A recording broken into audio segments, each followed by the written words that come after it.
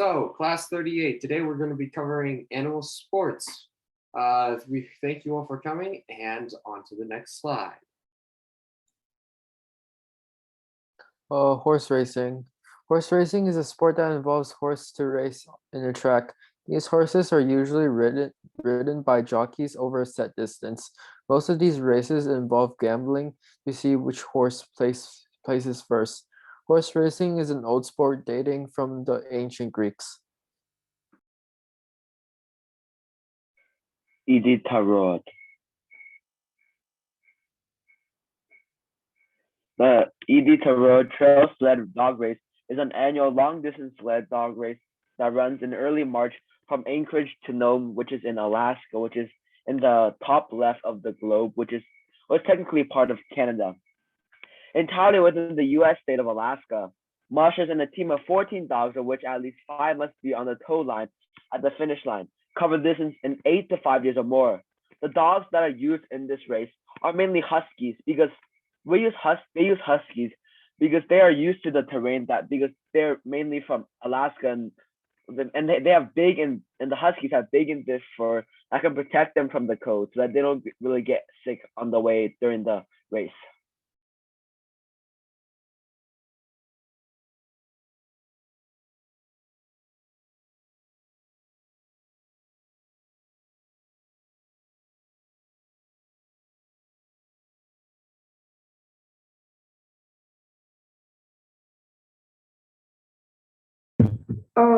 The sport that I'll be introducing is greyhound racing, and this is an organized competitive sport in which greyhounds are raced around a track, usually for entertainment or gambling purposes. Modern greyhound racing has its origin in coursing, and the first recorded attempt at racing greyhounds was made in England in 1876. Today, this kind of racing is rejected as a form of gambling or entertainment as the public became aware with what is wrong with greyhound racing. According to government records now available, common racing injuries include broken necks and broken backs, dislocations, torn muscles, and paralysis. And as a result, commercial greyhound racing is now illegal in more than 40 states as of 2021. Fishing is the act of catching fish for other aquatic animals. The United States laws usually regulate fishing by declaring some bodies of water off limits and requiring fishing licenses. There are many fishing techniques, including hand gathering, spearing, netting, angling, and trapping. Hand gathering is by using your hand to catch fish. Spearing is catching fish by using a spear, and netting is using a net to catch fish. Angling is the method of fishing we all generally know and use, which is with a fishing rod. The last technique is to catch fish is using traps to catch fish.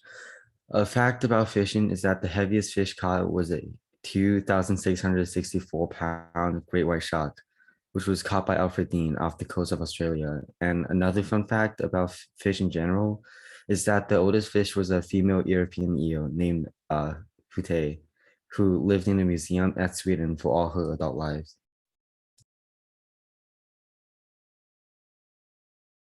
My name is Ellie Zong, and I'll be doing equestrian vaulting.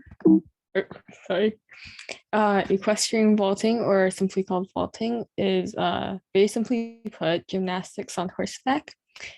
And athletes perform a series of difficult, or just like one difficult position, or poses on the back of a horse as it moves around.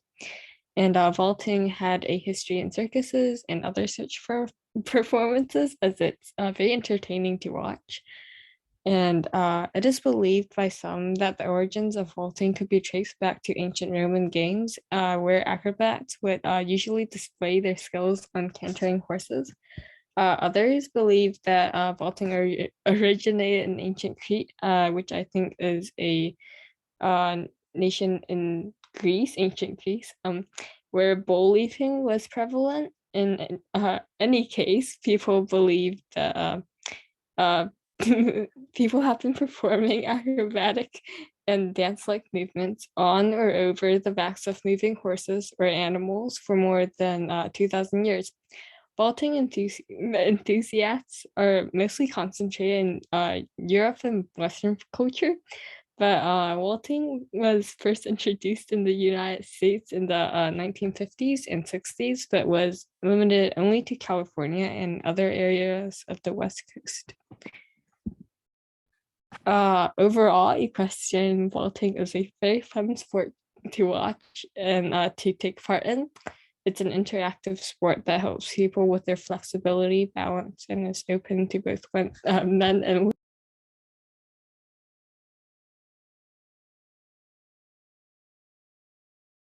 I will be doing bike drawing. Bike drawing is a sport where a team of dogs run in front of a bike pulling it. It has an origin of mushing, which the dog pulls the mushing on a sled. Bike drawing can be a hobby or competitive. Dogs usually wear an elastic line connected to the bike. The rope is separated from the bike by the bike antenna. The dog should also wear a ergonomic harness designed for the dog to breathe freely. Some of the fastest bike drawing dogs can go up to 50 kilometers an hour. Any dog that can be big and small can join bike drawing as long as they are healthy enough to be in the challenge. Materials needed for bike drawing: ergonomic harness, bike drawing kit, mountain bikes are highly suggested, and a helmet. Hi, my name is Joshua Way and I did polo. And polo is a horseback ball game. It is a traditional field sport and it is one of the world's oldest known team games. And how you play polo is there are 2 teams of 4 and you use a long wooden mallet to score a goal on the opposite side of the field. And this sport is extremely dangerous, putting both the horse and the rider at risk. And some famous polo players are Adolfo Cambiaso, Nacho Figueroas, and Facundo Pierres. Hi, I'm Juliana, and I'm going to be doing organized animal fighting. Organized animal fighting is a staged fight between 2 or more animals for human entertainment. It is very unorganized and illegal in many areas. There are many different types of animal fighting, and these are like the 3 most common ones. So the first one is dog fighting, and 2 dogs are put in a ring or a pit and they fight until either one side gives up or dies. It's really, really unorganized and causes conflict really easily. And usually it will cause a lot of conflict. Second one is cockfighting, and handlers attach a razor to each rooster's leg and watch them fight to death. That is also the picture shown on the side there. Again, it's pretty unorganized, but it's a lot better because it's usually it's like in a family context. So it's not like the 2 sides won't get into like a fight because one side won. But again, it's really cruel and bloody because the roosters end up dying. And then finally, there's hog to dog, and dogs are put into a pen and are timed to see how quick they can pin like a hog that doesn't have their tusks anymore. A hog is basically like a pig with big tusks, and then it's like a really aggressive animal. Overall, organized animal fighting is not very organized and extremely dangerous. I'm Sabrina, and I'll talk about barrel racing. Barrel racing is a rodeo event in which a horse and rider attempt to run a cloverleaf pattern around preset barrels in the fastest time. It requires the combination of the horse's athletic ability and the horsemanship skills of a rider in order to safely and successfully maneuver the horse around 3 barrels placed in a triangular pattern within a large arena. It was originally developed as an event for women. In early barrel racing, the pattern alternated between a figure 8 and a cloverleaf pattern. The figure 8 was eventually dropped in favor of more difficult cloverleaf.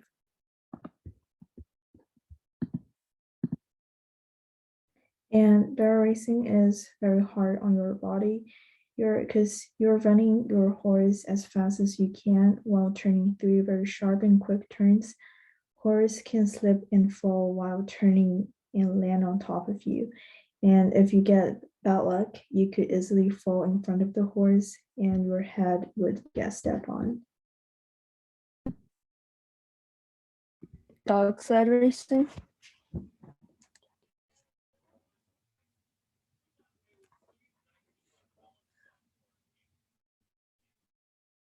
Is dog sled race? Dog sled racing is a winter sport typically played in the Arctic regions of the Earth. There are timed races of teams of dog sleds, where a team of dogs pull a sled carrying the human. Races are also categorized based on how many dogs are on the team. Short distance races range from 4 to 100 miles. Mid distance races range from 100 to 300 miles, and long distance races range from 300 to 1,000 miles.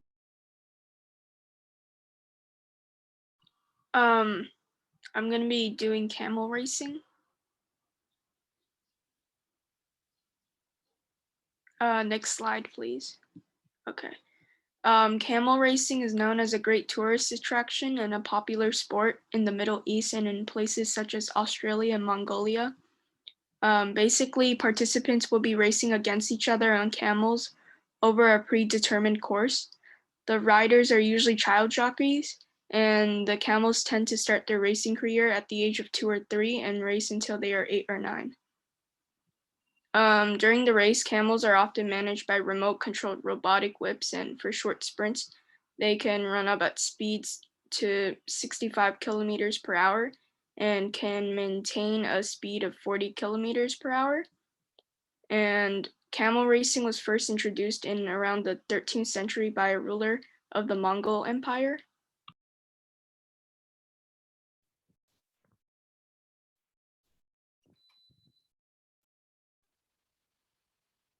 Bullfighting. So, bullfighting, what is it? Bullfighting is a physical contest, which usually involves a person, which is called the bullfighter, and animals, which are attempting to, and both sides are trying to basically try to attack each other, while the bullfighter is currently trying to either subdue, immobilize, or sometimes even kill the bull. Usually, accordingly, there's a set of rules or guidelines for bullfighting, and there are also cultural expectations of which people have and fighters must have when they are bullfighting. There are several different variations for bullfighting, and some forms of which include dancing around, leaping over a cow or bull, attempting to grasp the object tied to the animal's horns. And probably one of the most well-known versions of bullfighting is actually the Spanish style bullfighting, practiced in Spain, Portugal, southern France, Mexico, Colombia, Ecuador, Venezuela, and Peru. Spanish fighting bull is bred for its aggression and physique. It's raised free range with little human contact.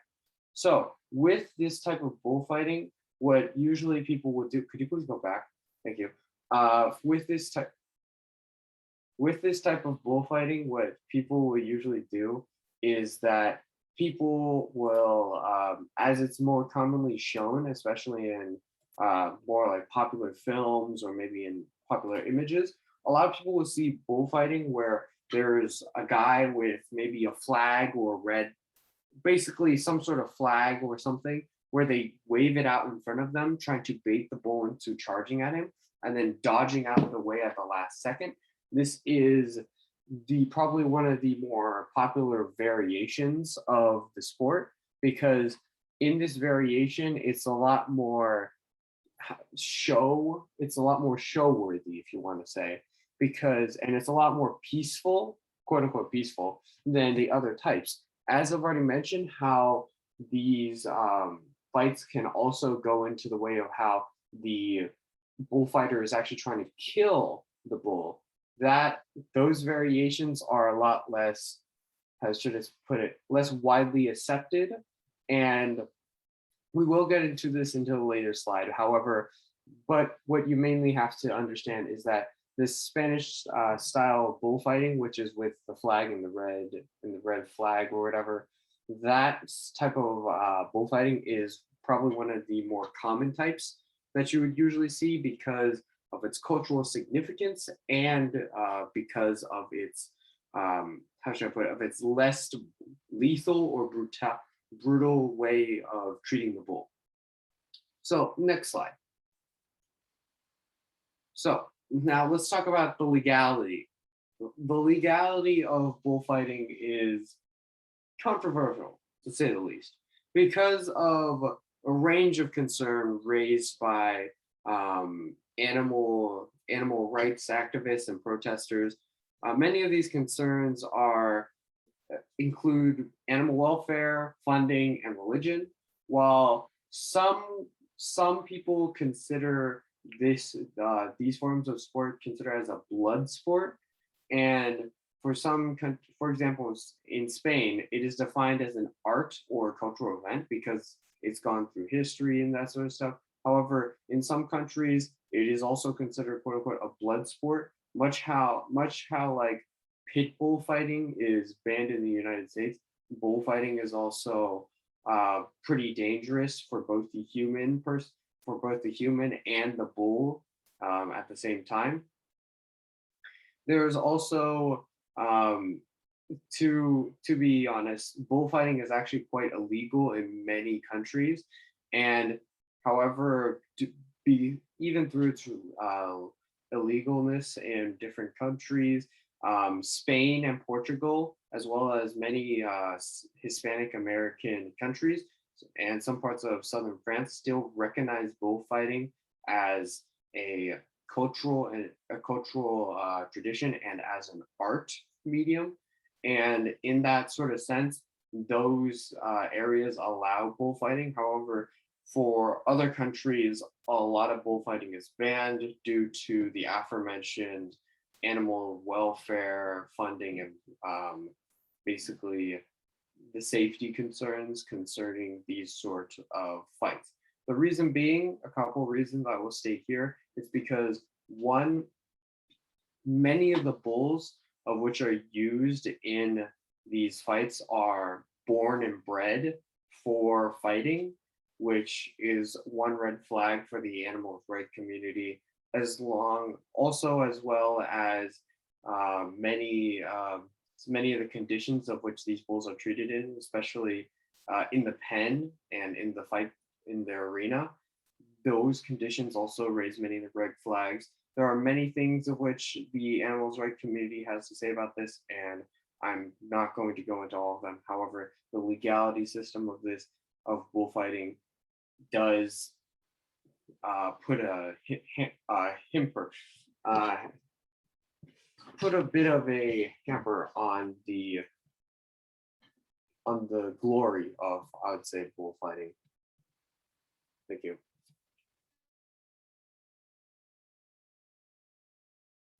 Hi, I'm Samantha, and I'm going to be presenting bull riding. So what is bull riding? Well, bull riding is a sport, though it is also considered to be a rodeo event that involves a rider and bucking bull that is chosen to perform based on prior judgment of its strength and health. The objective of bull riding is for the rider to stay mounted on the bucking bull for as long as possible, while the bucking bull tries to buck off the rider. Bull riding is a tradition in a variety of countries, such as the United States, Canada, Belize, Colombia, and many more countries. So how do you play? The rider tries to ride a bucking bull for 8 seconds by holding with one hand on a braided rope that is wrapped around the bucking bull, and the rider is judged on their performance, and there are 4 judges that judge the performance of the rider and the bull out of 100. However, the rider can be disqualified if the hand is not holding the hand that is not holding the braided rope touches the rider's body or the bull equipment, or if the bull bucks off the rider before the whistle blows.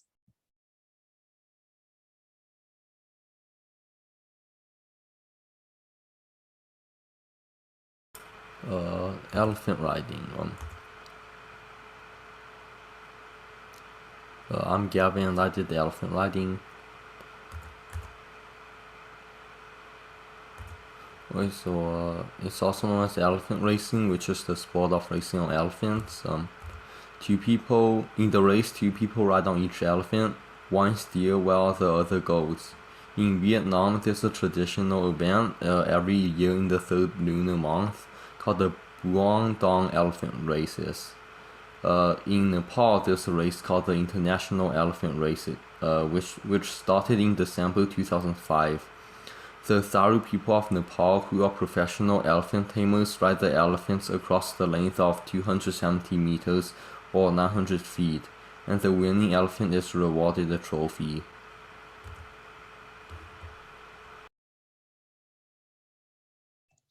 Hey, I'm Eric, and I'm going to talk about eel pulling.